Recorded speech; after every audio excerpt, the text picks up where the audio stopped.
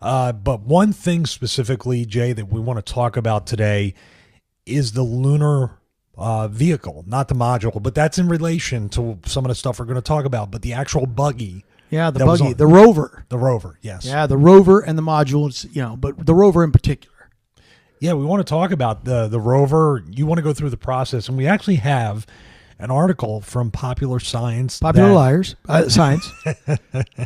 Made famous by their 9/11 articles. Yeah, those guys. They go through a really detailed article here debunking conspiracy theorists, talking about the lunar rover, designing and unpacking a car on the moon.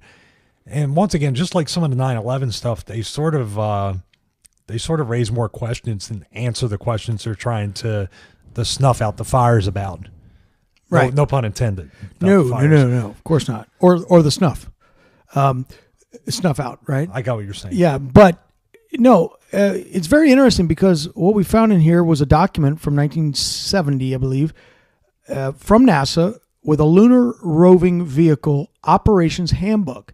And they have this nice little 6-step diagram, A through F, just like putting together a quick little play set for the kids that you bought at Walmart. This is right? more detailed than what IKEA tells you to do. True that. You're right. But this actually tells you in 6 easy steps how to set up your module, your rover, how to unpack it from the lunar module and have a ready-to-go buggy in 6 easy steps. And one thing you'll notice is that as the astronauts, takes 2 of them to pull the cables down. As they pull it down and it pops open, as it hits the surface of the moon, the wheels are already on, according to this diagram from NASA. But when we look at the picture of the buggy, what do we see? Well, let's back up 1 second. I have a question about this 463-pound vehicle. And there was that Rocketdyne scientist that talked about Neil Armstrong test flying the LEM, the lunar landing module, and he said if you just move your butt like a quarter of an inch, you're gonna. And he actually ejected in one of the test flights of that. So you put however many astronauts that are anywhere from 150 to 185 pounds, let's say, at the time, and then you put a vehicle that weighs almost 500 pounds in there. Now I saw pictures of it. I couldn't see where you would even store a vehicle that size, folded up or not. No, that's the first question before we even get to the rover being. I keep wanting to say module too. I know. Before getting the rover onto the surface, getting it up there and having, the thrust and having the power to do something like that. Yeah, and I read somewhere where they actually, speaking of the thrust and the power and the trajectory, if you will, and how sensitive it was. I read somewhere that on one of the Apollo missions, they left the rover on the moon.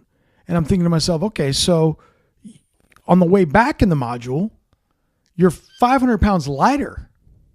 Correct. So that wouldn't affect your trajectory at some point?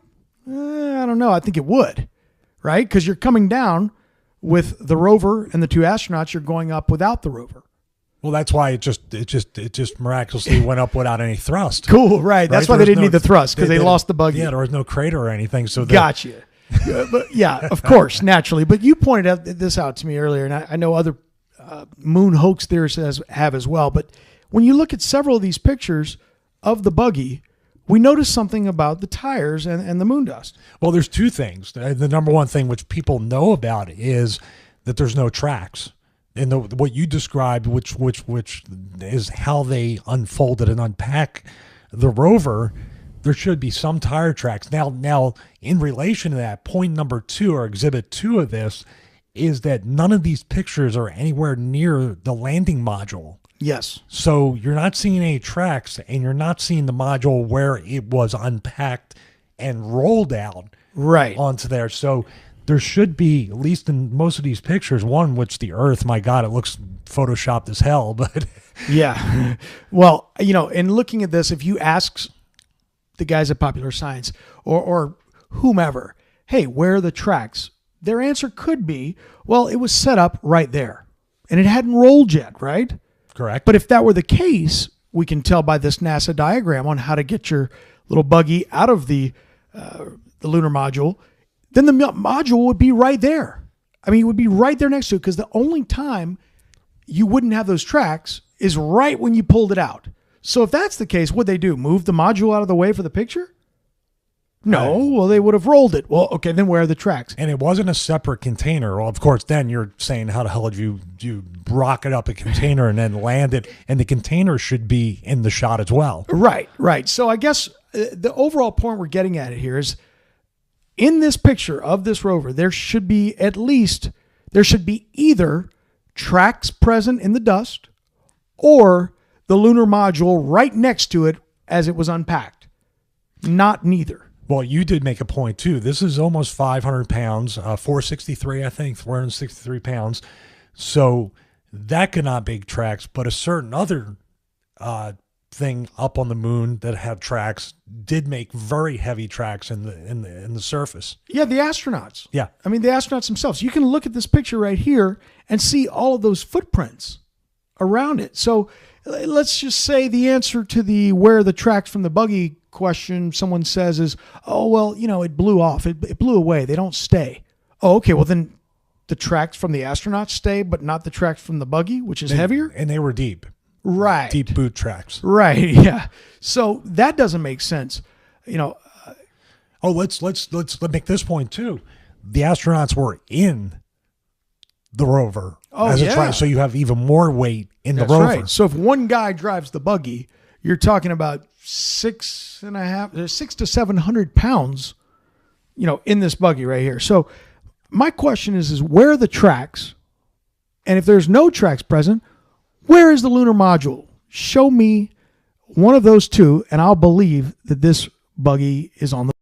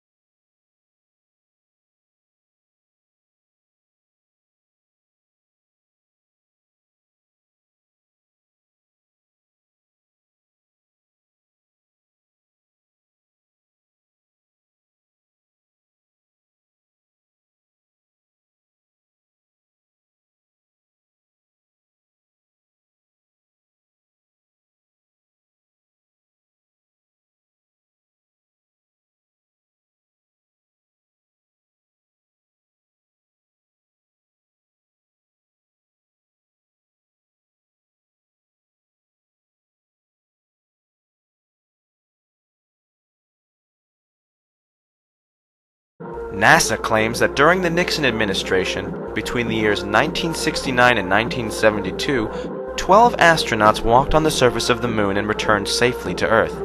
This event was even commemorated on 2 United States coins, the Susan B. Anthony dollar, which was minted from 1979 to 1981, and then again in 1999, and the Eisenhower dollar, which was minted from 1971 to 1978.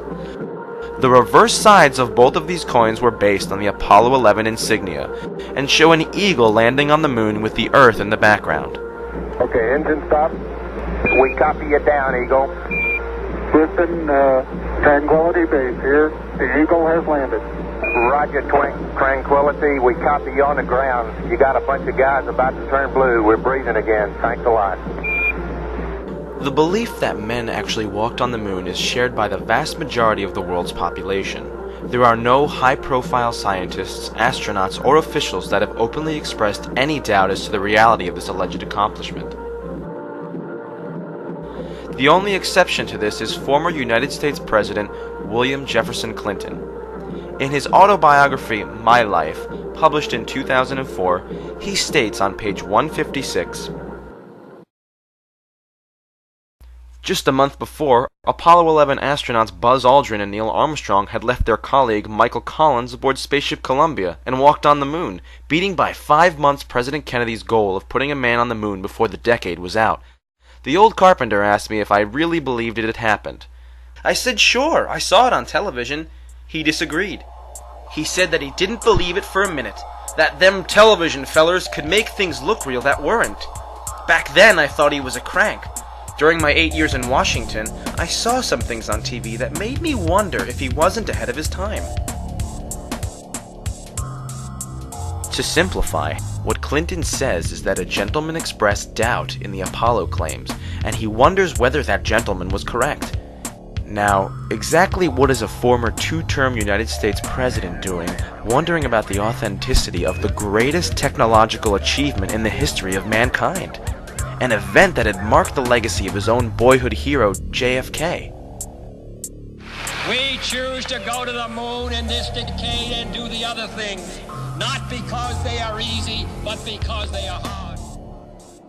Obviously, he has some reason to believe that the moon landings were not authentic. If a former US president is wondering about the authenticity of the claim, does it not make sense that you should wonder too? One can imagine why a former president would not want to come right out and blow the whistle by unequivocally stating his true beliefs. But he did, probably for the sake of his legacy, want to have it recorded that he did subtly flag the issue for those paying attention, and he flagged it by using the old carpenter acquaintance to get his point across. Regardless of precisely how much time Mr. Clinton actually spends wondering about this, a closer examination of the claim reveals that to have performed such a feat in 1969 completely contradicts the evidence and otherwise offends common sense.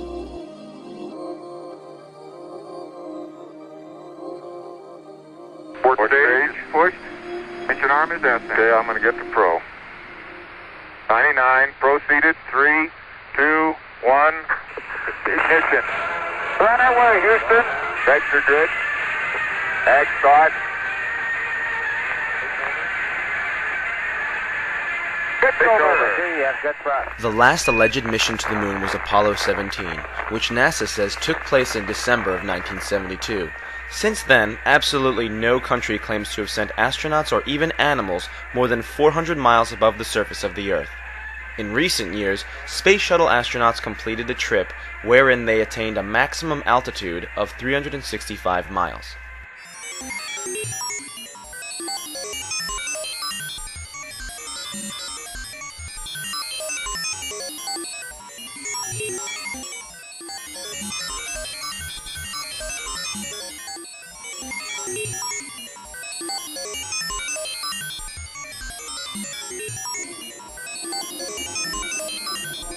Normally, the Space Shuttle orbits at an altitude of approximately 200 miles from the Earth, the same orbit altitude of the International Space Station.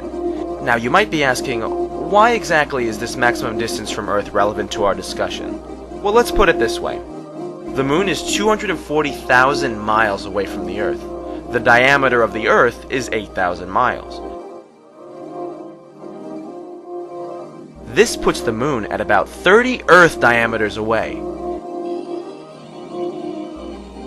In relation to the Space Shuttle's orbit on this scale, it has never traveled more than 1/2 of 1 inch away from the Earth's surface.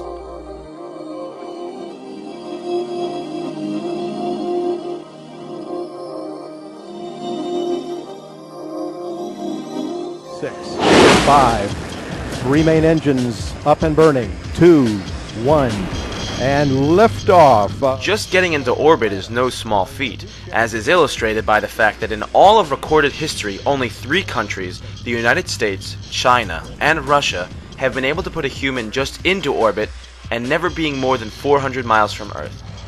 The explanation for this has always been that, except for these 3 countries, every other country in the world has been too cheap and lazy to venture into just Earth orbit. In reality, the reason has to do with the difficulty in accomplishing this. This most of all drives home the point that NASA's claim of sending men on a 240,000-mile trip in 1969, some 600 times further than they can send men today, is just not plausible. Try to imagine the flight pattern of the Apollo moon missions. NASA says that 3 astronauts took off in a multi-stage rocket, and then 3 days later were in lunar orbit some 60 miles above the moon's surface, going about 4,000 miles per hour, or a little over Mach 6. Then, the spacecraft separated into 2 modules. One astronaut stayed in lunar orbit in the CSM. The other 2 flew down to the surface of the moon in the lunar module. 10 feet. Contact. Engine stop. Okay, Houston, the Challenger has landed. The first question that immediately comes to mind is how they were able to design a craft on Earth that would perform so well under quite different conditions on the moon, namely in a vacuum and in 1/6 gravity, without killing anyone. The Lunar Landing Research Vehicle used to train the astronauts for a landing had a jet engine, which of course would never have worked out in the vacuum of space. NASA's answer to this is that the simulator provided 5/6 or 83% of the propulsion to simulate the amount of thrust that the rocket engine would need to lift the craft while flying down to the surface of the moon. This would be using 83% of Earth's propulsion requirements to adjust for an environment with only 17% of the Earth's gravity? Explanations such as this certainly drive home the point that no matter how convoluted, they will always have a rationalization for everything. By 1961, Nazi rocket scientists such as von Braun maintained a close relationship with President John F. Kennedy as he moved to fulfill his promise to land Americans on the moon before the end of 1969.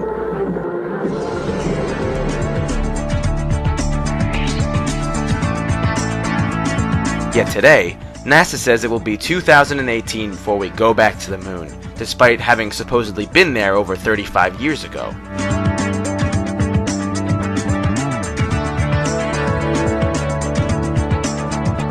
It is time for America to take the next steps. Today I announce a new plan to explore space and extend a human presence across our solar system. We will begin the effort quickly, using existing programs and personnel. We will make steady progress. One mission, one voyage, one landing at a time.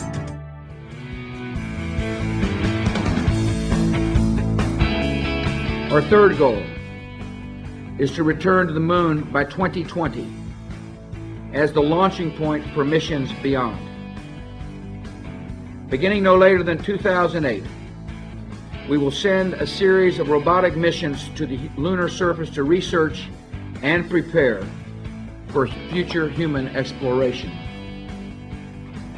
Using the Crew Exploration Vehicle, we will undertake extended human missions to the moon as early as 2015, with the goal of living and working there for increasingly extended periods of time.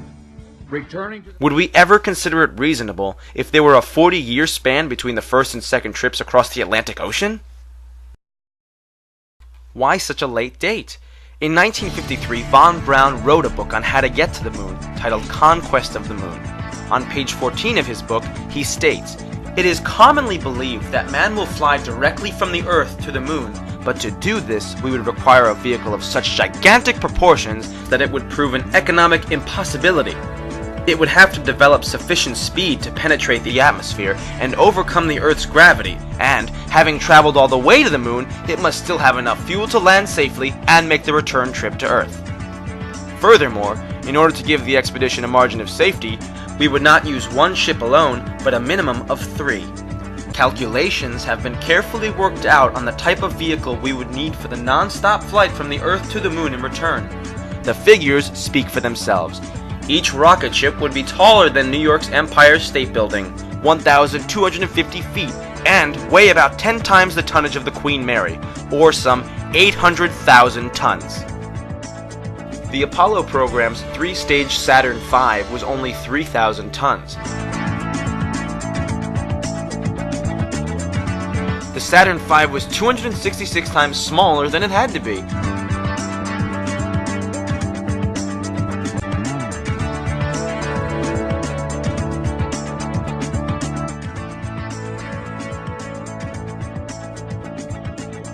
Von Braun was certain that the way to get to the moon would first require that a space station be built, with the rocket parts being ferried there for final construction.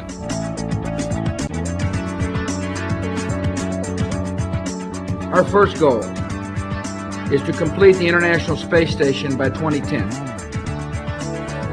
We will finish what we have started. We will meet our obligations to our 15 international partners on this project.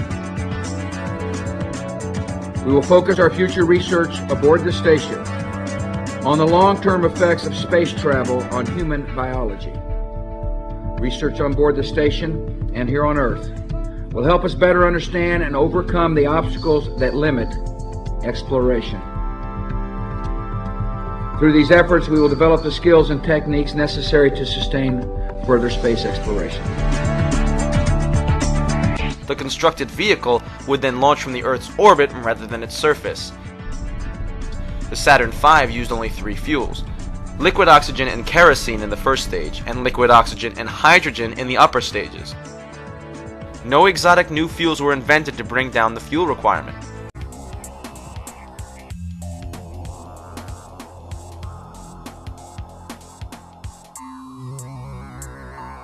I've got a book telling me I didn't go to the moon, that thick, okay? There's a book there when you can't see stars in the daytime and the shadows in around.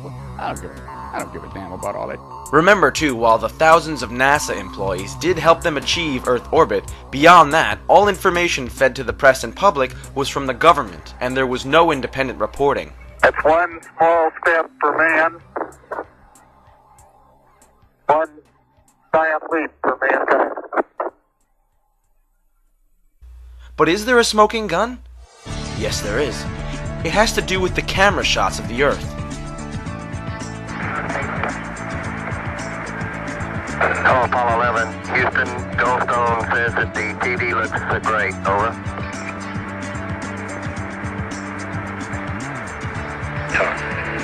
Okay, Roger.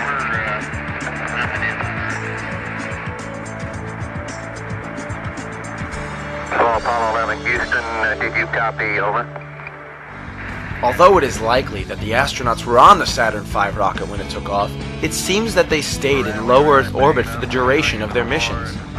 This provided them with the zero-gravity filming environment, which would be what one would expect on a trip to the moon. They may also have done dives in a KC-135 to get the zero-gravity shots.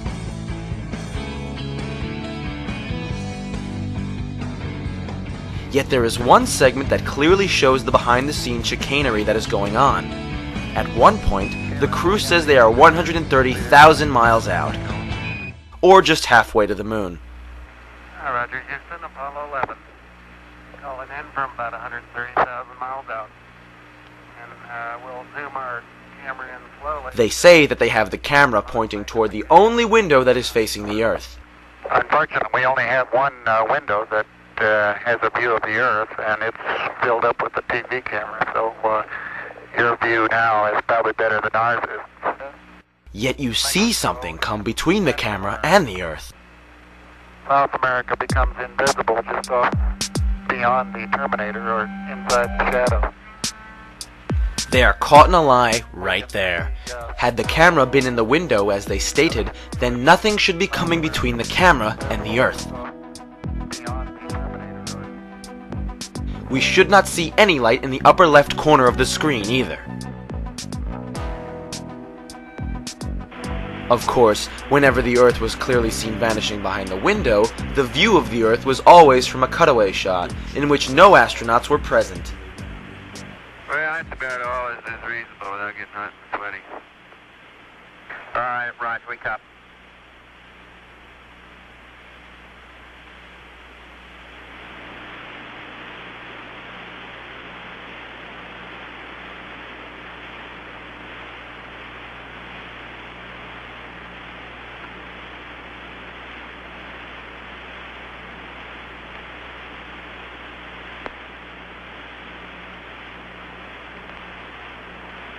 In this circumstance, it was probably a globe on the outside of a mock command capsule in a studio environment.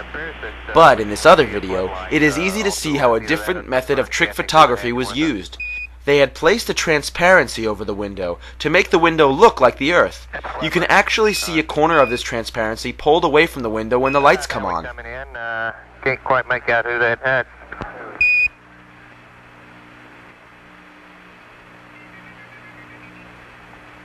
That's Big Mike Collins there. Well, you got a little bit of... Yeah, hello there, sports fans. You got a little bit of me, plus Neil's in the center couch, and Buzz is doing the camera work this time.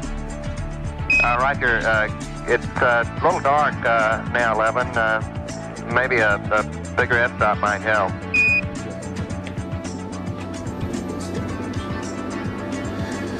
This is, what is this? Oh, this is a shot from 130,000 miles out. I guess it's from approaching. It's from approaching the moon, looking back at the Earth. Now, I've seen this on a couple of flights. Was this something that you got? Although this is from Apollo 11, did you shoot a shot of the Earth like this? So you had a TV camera in the spacecraft. That's correct. And this is, I guess, the Earth zoomed in at a distance. Yep, seems to be. They get shot a little bit halfway to the moon.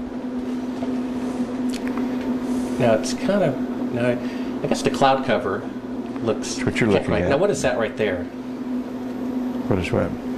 There's like an arm. It looks like hair on an arm getting in front of the window. Maybe somebody got their arm in front of it. Now I thought that was the arm of God moving across the Earth. I couldn't quite figure that out. I suspect that was the edge of the window, more than likely, that they were shooting at. What did the Earth look like from a great distance? There it is again, 130,000 miles out. About like that. So it's pretty small at the distance of the moon? Yes, but I think the better images are the Hasselblad images that have been taken on every flight and are the most published pictures in the history of the world. What is that in the top left? If that's the Earth, is that like another spacecraft? No. That, I have no idea what that is. It's some aberration on the film of some sort. Oh, those are shadows, I think. Or reflections, probably reflections that are just reflecting. Run that back again so we get another shot of it. If you're going to press me on this, I'm not going to talk to you anymore because I won't pursue this. All of this attempt to say the Apollo programs were fake is just sheer nonsense. And you can talk till hell freezes over and you're wrong. Okay? Well, would you affirm? I won't continue on this line. Okay, turn off the camera. Your interview is done. I've given you all the time I'm going to give you. Okie dokie. Good to meet you. I don't say it's a pleasure. Understand. Please get your ass out of my house. Okay. And you came here under false pretenses, and I think you're an asshole. Well, and if you continue this, and if you press us, I will personally take you to court. I hope that you do. I invite you to. I'm going to give you my card so you can arrange that. And I'm encouraging you to arrange. You're frankly not worth it. No, we have you on the record saying you'll take me to court. I hope you do. Because we have proof that would prove it in a court of law that Apollo 11 didn't go to the moon. And I think it's something that you should see. I don't say that lightly, believe me. I don't say it lightly. You have joking, sir. People can have fun. And maybe do that if they feel like they want to have a little fun on a trip to the moon. As an independent producer, okay, we're heading out. Doing that is against moral ethics. Lying about going to the moon is a satanic lie of gigantic proportions. I don't hit people, but you're going to be on the deck unless you get... I'm heading out. I appreciate it. And get the hell out of the black house. You get a gun and shoot them at them before they get out of the office? We have a video camera running if you want to do it. Right. That would be great footage for us.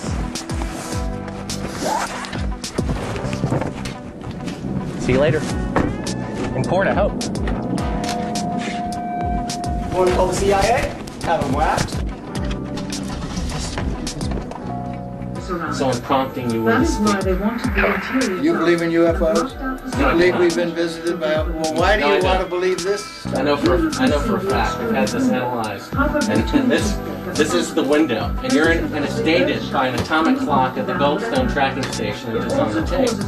Well, you're talking to the wrong guy. Why don't you talk to the administrator at NASA? We're passengers. We're guys going on a flight. We're not. I know for a fact that it didn't happen.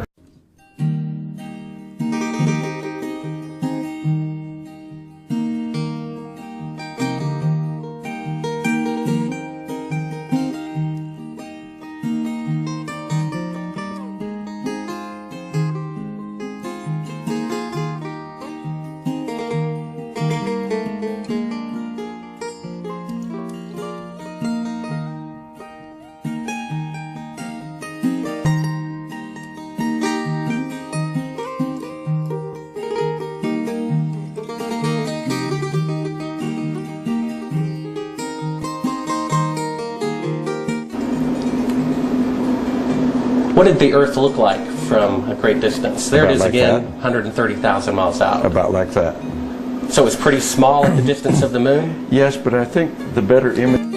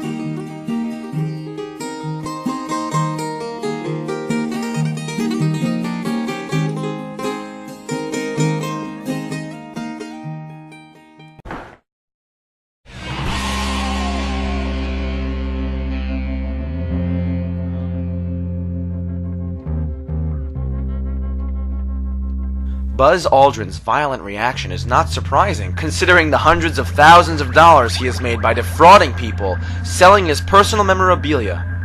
According to the winter 2008 issue of Heritage Magazine, in September of 2007, Aldrin sold the following items which he claimed were flown to the moon.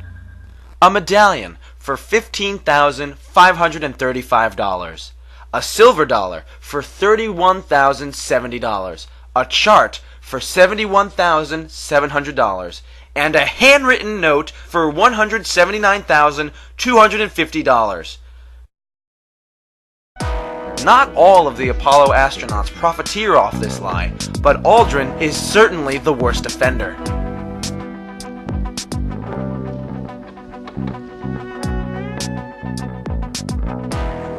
Mr. Armstrong, Bart Sibrel, ABC Digital. Wanted to give you the opportunity to swear on the Bible that you walked on the moon.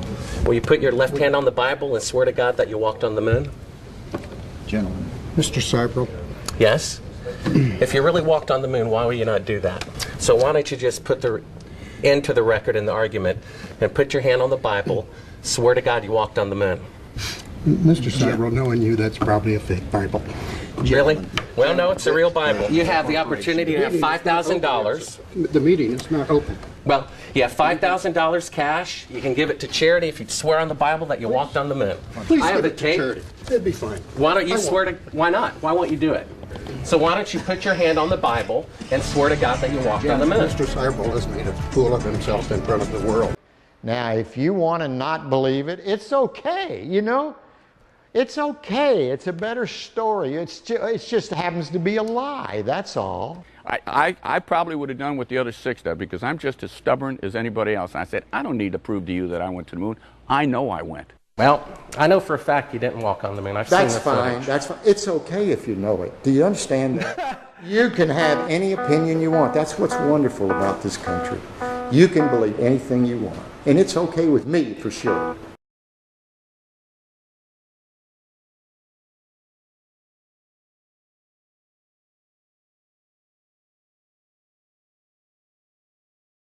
Mr. President, I do want to get right to the news of this week. Sure. The terrorism in Boston. Yeah. Many people have wondered if it took you right back to 9/11 when you heard it. Well, at first, I was deeply concerned that there might have been a organized plot. I don't know all the facts. I don't think we all know all the facts, but I was deeply concerned that this could have been another highly organized attack on the country. And it still may be. Again, I don't know the facts, but I do know that it's really hard to protect the homeland. Now, if you want to not believe it, it's okay, It's okay. It's a better story. It just happens to be a lie, that's all. I probably would have done what the other 6 did because I'm just as stubborn as anybody else. And I said, I don't need to prove to you that I went to the moon. I know I went. Well, I know for a fact you didn't walk on the moon. I've seen the footage. That's fine. It's okay if you know it. Do you understand that? You can have any opinion you want. That's what's wonderful about this country. You can believe anything you want. And it's okay with me, for sure.